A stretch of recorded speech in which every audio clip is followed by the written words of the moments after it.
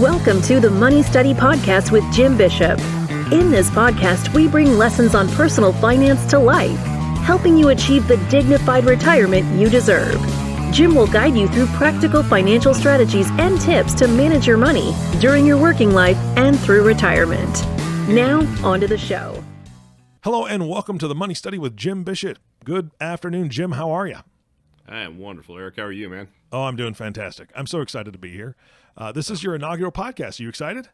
I'm totally pumped. It's something we've been wanting to do for a really, really long time. A great way to stay in front of people and communicate with our client base, and so we're really excited to be doing it. Yeah, absolutely. And I appreciate you letting me be a part of it. So I'm ready to interview you. For the listening audience, here's the thing. This is Jim's inaugural podcast, so I'm going to ask him about 20 questions or so. Half of them are about business, about his business history, a little bit about his own history, and then the second half of the podcast really is about personal questions. So it'll give you a good opportunity to get to know Jim, his team, and what he does. Are you ready, Jim? Yeah, don't get too personal, though. Well, all right. I need extra pay if you want me to avoid those certain questions. You know that, right? There you go. Checks in the mail, buddy. All right. Well, I'll tell you what. Let's start off with a softball. Why did you decide to work in financial services? Tell us a little bit about your history. You know, it was almost a fluke, Eric. You know, it was a blessing. It's not something I ever decided to do. I'd been in engineering school. My dad was a machine shop teacher. So I'd worked in shops all through high school and into college. I went to engineering school. I very quickly realized that wasn't for me. Long story short, I went to Learjet for a little while, worked there, came back. We'd work really long hours as contract labor, so I had some money saved up, and I answered an ad for a management trainee in a machine through the paper, and happened to be in a financial services firm. And I got to wear a shirt and have a desk and a real phone. I thought I really landed, man. But I really liked the business and got a great education from those folks. So sort of luck and opportunity, you know. All right. Yeah. I mean, that happens so often, and it's nice to be able to recognize that when it does. So who do you work with, and what is your specialty?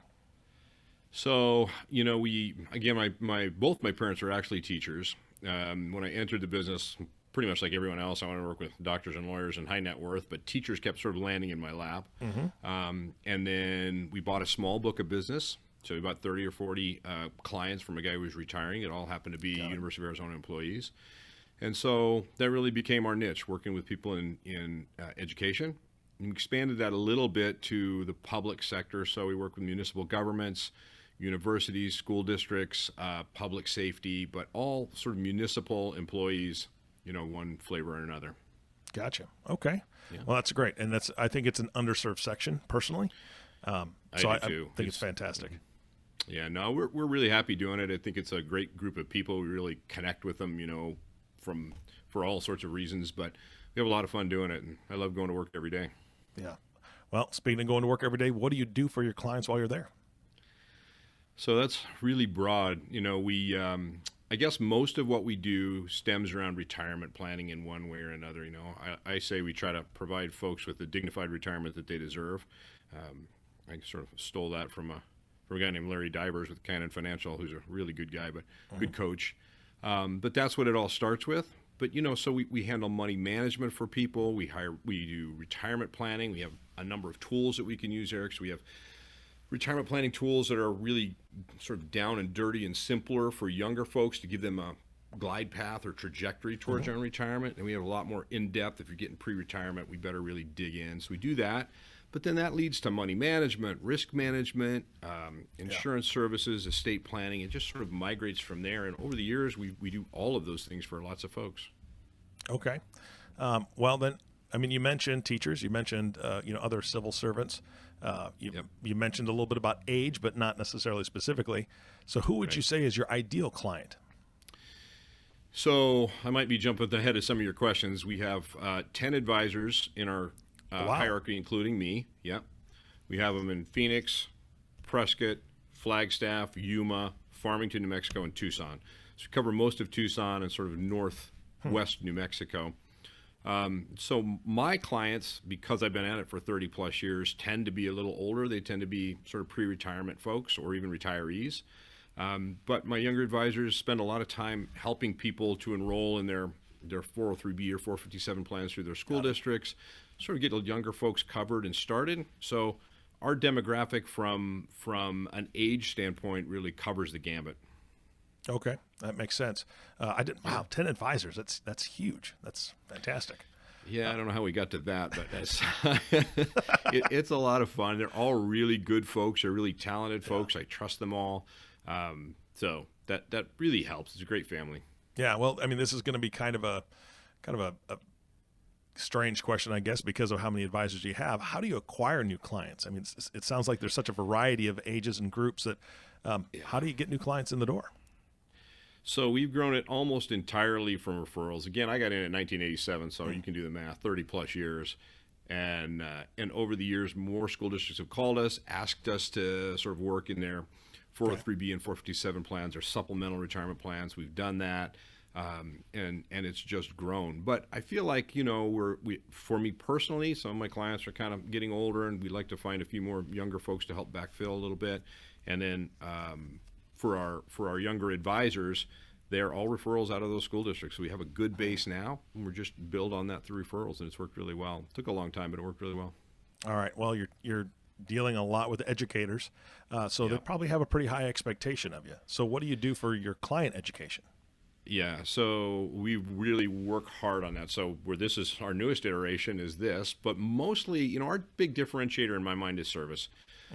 Our clients never have to look for us. We reach out to them periodically, depending on their desires and how they like to communicate. But we reach out to them often. I say, you won't have to look for me. We'll find you. We'll call you. We'll tell you. We'll initiate conversation, and then we'll just kind of work together to figure out what you want to do, what you want to accomplish, and where you want to go, and then we'll tailor that individually. Yeah. Well, my next question I'd really like to ask you, but I think maybe we need to do an entire podcast on it at some point. I was going to ask you who's on your team and kind of what do they do, but maybe you keep it away from the advisors for now. We cover that on another one. It's up to you, Sure. I suppose. But who is on your team? And because I know you can't do this alone. No, so we have 5 staff people, and then a couple of my advisors have their own admin folks to help them service, depending on how big they are. So I think in total, whether they're on my staff or on an advisor's staff directly, there's about 7 staff people, and again, 10 advisors. And so, for example, one of our advisors handles the deferred compensation and the retirement packages for the city of Flagstaff and for Coconino County. We have another one that runs San Juan Regional Medical Center and retirees from that region. Some of our folks work in K to 12. So all of our folks are kind of tied to some employer group. Okay. But yeah, that's sort of the high level flyover of what they do. All right. Well, it sounds like most of the people that you work with are the kind of folks that give back, right? I mean, they're embedded in the community. So I want to kind of ask you about community. What do you guys do within your community? Yeah. So locally in Tucson, where I am, we give to a lot of charities. Wounded Warriors is a big one. Community Food Bank's a big one. But maybe more directly for this audience, one of the things we do. So we work quite a lot with Voya. So Voya is one of the larger investment carriers in the 403B and 457 space, sort of that supplemental retirement account that folks can save beyond their state retirement or their actual pension in, and they're employer sponsored. So they have some grants that we spend a lot of time trying to get, help our teacher friends apply for and win. So that's a big one for us. But, our guys are involved in all kinds of things locally. But again, here it's the food bank's a big one for us. Wounded Warriors, I believe in that one a lot. That's a great program. But we're always doing one-off things. We just did something for the Arizona Repertory Singers, I believe they're called. And so, yeah. All right. Well, again, I know that the folks that you're working with have pretty high standards. They're educators, right? They are. So they're probably looking at you guys and your team. What designations or advanced education do you guys have? Yeah, so we're all over the board again. So I think I got to look at my cheat sheet. 1, 2, 3, 4, 5, 7 different licenses through FINRA, who's the regulatory group. I have a designation called an accredited investment fiduciary, a tax-exempt and government plans consultant designation, and then a certified retirement planning consultant designation as well. So we have 3, but we have certified financial planners, CRPCs. All of our folks are a little different. And if you want to check out one of our advisors, our website has all of their bios, all their credentials, all their licensing stuff up there. There's a link to FINRA, so you could use one of the larger regulatory bodies. So somebody wants to see if there's any complaints or issues or whatever with they can go link on that and see a lot more about any advisor on our team that they're interested in talking with. Nice. Yeah. Now, Jim, I know that one of the purposes of you starting this podcast is to really educate people and to give back to your community through this means. I think that that's fantastic, first of all, so I appreciate that. I would like to ask you about your financial philosophy. Kind of where's the root of what you're doing and why you do it? Yeah, so it's really in retirement planning, and it's for that underserved community, which you touched on earlier. Everybody in my business tries to work with the 401k market or the high net worth market, and et cetera. And so the big houses, the big financial firms, in many cases overlook this niche. I mean, let's be honest, people in municipal governments aren't paid nearly what they're worth, especially when you consider their level of education and the amount of responsibility they have. So we really hope that we can sort of keep them on the right track. I mean, being on the right track financially is even more important if you're underpaid, which every teacher on the planet is. So you really have to manage your money well. So, it all starts with that retirement planning, but stems to lots of different things. But we really take a lot of pride. I think we're good teachers, right? Both my parents were teachers. I think I hope I'm pretty good at explaining things in simple terms and in English financial terms that are, sometimes thrown around. So all those things sort of, I think, help us and serve in this community.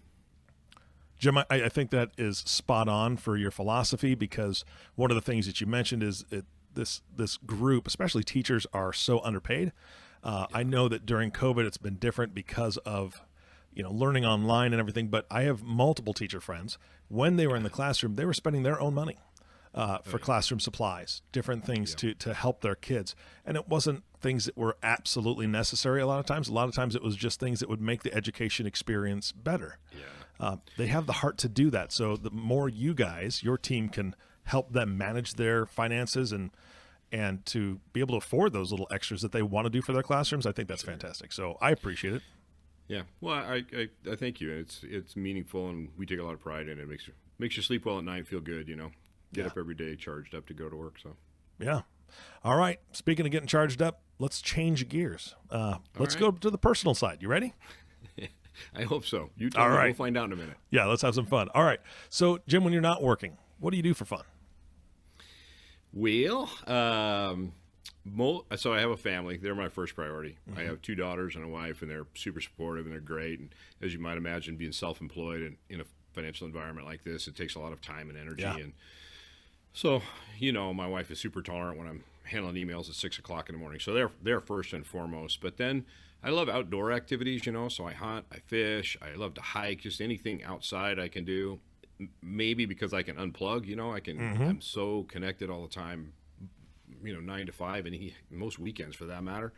So I think those outdoor activities are what I really enjoy, and I think it's just because I can unplug and unwind and just kind of check out for a while. Yeah, it's nice to be able to just breathe, right? And it is. And having a nice environment to be able to breathe outside. That's great. Yeah, all right. It definitely helps me unwind. Yeah, good. All right, Jim, if you had to choose somebody, who would your hero be? That's pretty easy. That's my dad. He passed away years ago, but I think he was a great teacher. One of the things I like to talk about with my dad, he had, when he passed away, so I told you I worked in machine shops. He worked in those machine shops in the summers, and we worked together. So I learned a lot of great work lessons from him. Like I remember one time, Eric, I told him they didn't pay me enough to sweep the floor. I spent about an hour and a half looking for his boot, and and so dads have a way of hiding those, right? Yeah, that's right. Yeah, he tucked them away carefully, and I got chewed on for hours. So I learned work ethic really fast from him. I learned the impact that teachers had, right? Because I remember when he passed away, there were literally some of his students that I'd known from machine shops that also worked in the shops with us, literally crying on my shoulder at the limousine, waiting to go to the cemetery, asking me if I knew how much, or if I thought my dad knew how much he had meant to them. Wow. Man, that's powerful. It is, and so helping teachers, from that perspective, give me a lot of joy. So my hero is definitely my dad. Learned a lot of things from him. Best man I ever knew. Yeah. Wow. For sure. That speaks volumes, right? I mean, that's amazing. Sorry that you lost him, obviously, but man, it's what a legacy, right? That's great. Yeah, and that's interesting too, Eric. We're probably getting a little off topic, but I remember when my dad passed away, my mother had cancer twice, and my cousins came to town and they said, "You guys have the worst luck." And I thought, what in the hell are you talking about? The worst luck? I mean, my mom's beat cancer twice. I've had my dad for 35 years or 33 years of my life, and nothing was ever left unsaid. I feel unbelievably grateful, but I guess that glass is half full attitude came from him too. Yeah. Yeah, pretty cool. Wow. Well, Jim, this is a little bit different kind of question. If you had all the money you ever needed and just, tomorrow, and I'm hoping this happens, right? I'm hoping this happens. So you just wake up tomorrow and there's, 10, $15 trillion in your bank account, all the money you ever needed, what would you do? That's a really hard one, Eric. I think I would podcast with you every day and try to just talk about things that I've learned over the years that help other people. There you go. I don't know. I don't want for a lot, man. We live a blessed life. I feel like the money that we have gives us some security and safety and ability to sleep at night, but it's not like we long for a lot of, I drive a pickup, man. We're just regular folks, and I don't long for a lot of money. So I really don't know what I would do. Certain members of my family we'd probably help the community where we could, but I don't know. I don't know. Yeah, if you got trillions, I'm pretty sure I know what you'd do. Maybe increase some salaries. Yeah, well, right? Yeah, Christian would like that a bunch. Yeah, well, not just in your office. I'm talking about the teachers, right? That'd be great. Well, that's right. Yeah, right. It'd provide some grants for underprivileged teachers and underprivileged students. I mean, things like that would really be close to our heart for sure. Oh man, I'm looking forward to a foundation that you'll start one of these days. We do a little work with some foundations now too. So there's a couple of school district foundations that we're helping with money management, which is pretty neat too. And then we can help those guys fund scholarships in their districts. That's fun. Fantastic. Yeah. All right. We talked about your hero. Do you? I don't know if you're much of a reader or if you have done a lot of studies, but what do you think about history? What about a person in history? If you had to pick somebody, who would be your favorite person? Well, I'd have to think about that one a little more, but the one that pops into my head, just because I think there's some, or I model some of the things, is Pete Rose, right? So third baseman for the Cincinnati Reds, Charlie Hustle. I always say I don't do a lot. I'm of average intelligence and average ability, but I hustle. And that's the differentiator, right? I mean, we'll grind it out every day, and that's what he did. And I think I always felt like, running out every bunt he hit, was huge. So I guess just off the cuff, that's who I'd say. That's a great answer. And I like the reasoning behind it. I mean, I've spoken to a lot of people over the years, these kind of things come up and it's Abraham Lincoln or it's somebody that's way back in history. But Pete Rose, and I never thought why, but man, you're absolutely right. That guy, he was a grinder. Yeah, that's the word I use. I say I'm a grinder. I just keep my head going forward and keep doing it. There's probably a more cerebral answer if I really thought about it, but Pete Rose is the one that jumps into my head. So that's good. Yeah. All right. Speaking of grinding it out and working hard, what is your idea of success? I thought about that one when I was thinking about what you might ask. So I don't. Success is a journey to me, right? I mean, there's no like, I'm going to retire to that, or I'm going to have this or do that. I mean, it's continually learning. It's continually trying new things. I mean, I've been at this 35 years. We don't have to podcast to be successful, right? But I think it's cool, man. I want to do it. I want to help people understand. And, so success is a journey, and I would continue to try new things, do new things, fall on my face sometimes, get back up and try it again, So. All right. Yeah, well, that's good. Good answer. Yeah. All right. Now this is a fun one. What is one thing that you recommend most to clients, family, and friends? And it could be anything. I'm talking, it could be pizza toppings. It could be a book. It could be a movie. It could be financial advice. What's the one thing? Well, I guess if I had to really think about it, I'd just answer with financial advice, and two of them are get professional help and start as early as you can, right? So reasonable returns or good investment decisions early in your life really make the back end of your life right. Not only investment decisions, but debt decisions and, lifestyle. I mean, I see so many people who really don't get a start in their life till they're 40 because they're fixing the screw ups they had for those first 20 years, you know? Yeah. And get some help. If you don't have the wherewithal or desire or interest, I could probably fix my own plumbing, but I don't, right? And so if I don't have the desire to do it, I'm going to go find somebody who does. If you don't have the desire to handle financial matters on your own, find somebody who's good at it.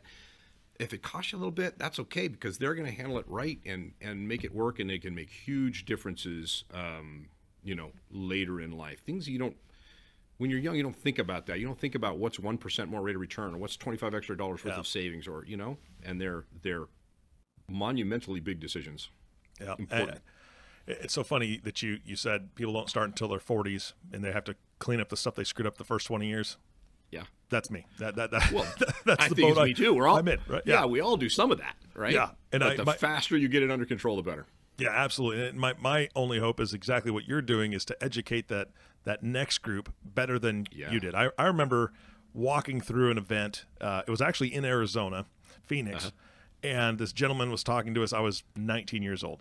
He's like, well, did you know that if you put away $25 a month, just $25 a month, from now until you retire, you'll have over $3 million or something. I can't remember what the figure was. It was insane. I was like, man, that's crazy. But, you know, I'm still trying to afford peanut butter and jelly at that point and not being stupid with my money. And I just didn't have good discipline. But I'll tell you what, Jim, I've got my daughter, 21 years old, started a Roth on her own. I mean, she asked my advice. We talked about it. What should I do to invest, so on and so forth. She's actually started a Roth. I'm like, man, I'm so glad she's way smarter than I was. Well, we're always glad when our kids don't step in the same holes we stepped in. But, so that's super good, man. Those are the things that will make big, big differences down the road. Yeah. Yeah, and not to mention, we'll talk about this later on the podcast, but this next year, 2021, she's buying her own house. Yeah. So I'm excited. Anyway, we can talk about that later. Maybe Dad's done the right things along the way. Well, yeah, and her mom's pretty smart too. So there you go. Let's not Doesn't leave her hurt out. to have two people leveraging the deal. Yeah, absolutely. Yeah. All right, this is my favorite question. I'm not going to let you off the hook on this one. All right. What is one thing that most people don't know about you, Jim? Tell all. Well, I think I've told you I'm an adventurer. So I've played in a rock and roll band when I was in my 20s. I jumped out of an airplane. I had a pilot's license.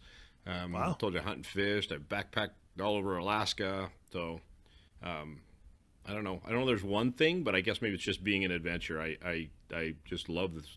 I think a differentiator is I'm not willing to fail, right? I go out there and see how it goes. Hopefully it's not skydiving or flying an airplane. But those two don't fail. Please don't fail. Yeah, no, those are not things you want to fail at. But, so I love to just try things and see what I like and just have those adventures. And so maybe that's it. I don't know. All right. Yeah. Well, we're just getting off this last year, 2020. It was tough. It was tough for a lot of people.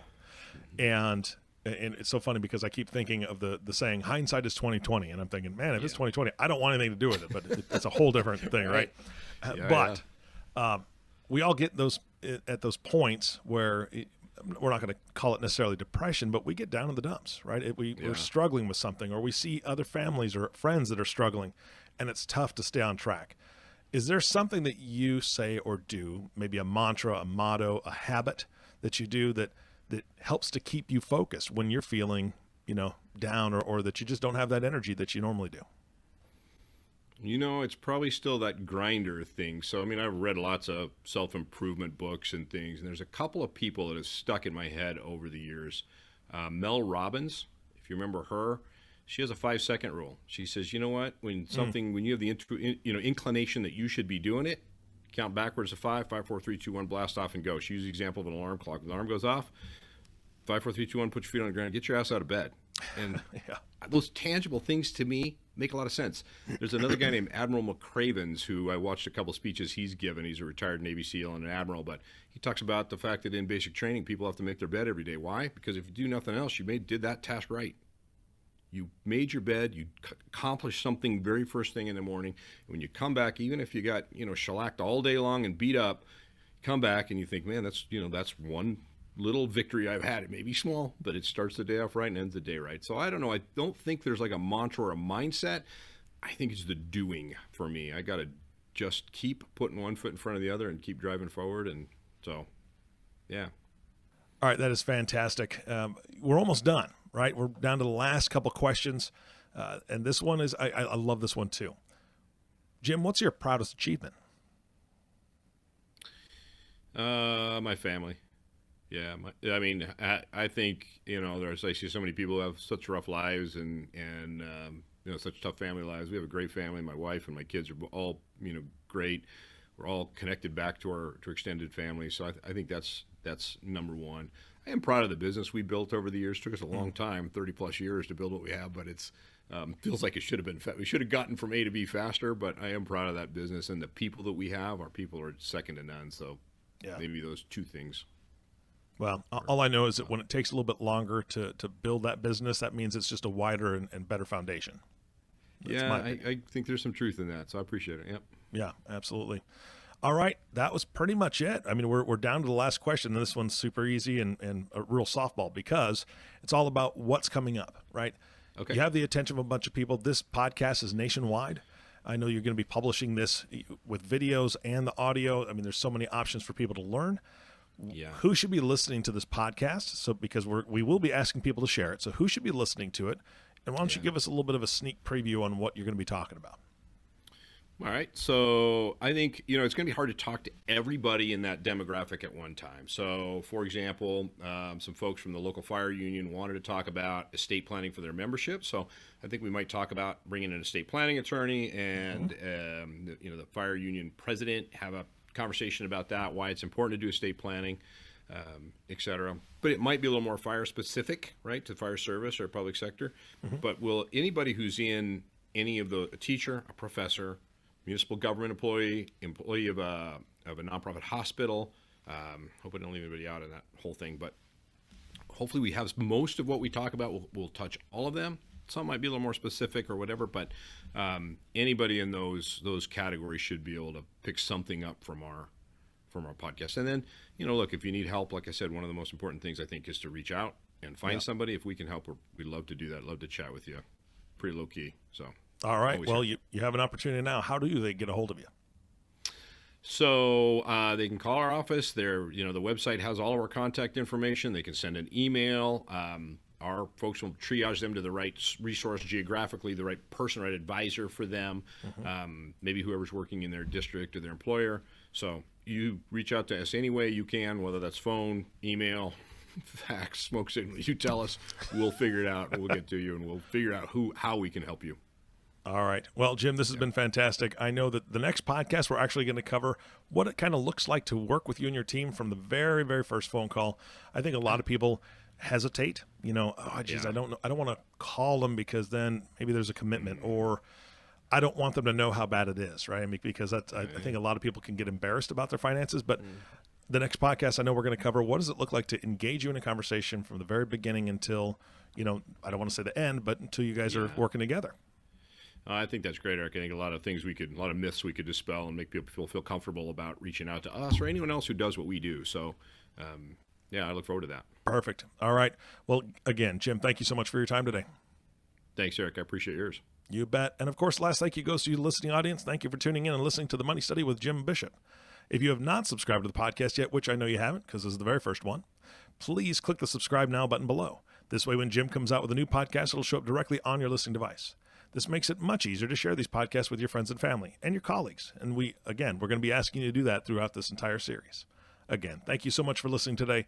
For everyone at SJI Financial Services Incorporated, this is Eric Johnson reminding you to live your best day every day. And we'll see you next time. Thank you for listening to the Money Study Podcast. Click the subscribe button below to be notified when new episodes become available.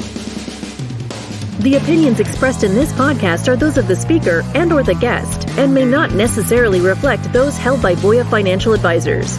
Comments concerning the past performance of monetary instruments, investment indexes, or international markets are not intended to be forward-looking and should not be viewed as an indication of future results. Investment advisor representative and registered representative of and securities and investment advisory services offered through Voya Financial Advisors, Inc., member SIPC. SJI Financial is not a subsidiary of nor controlled by Voya Financial Advisors.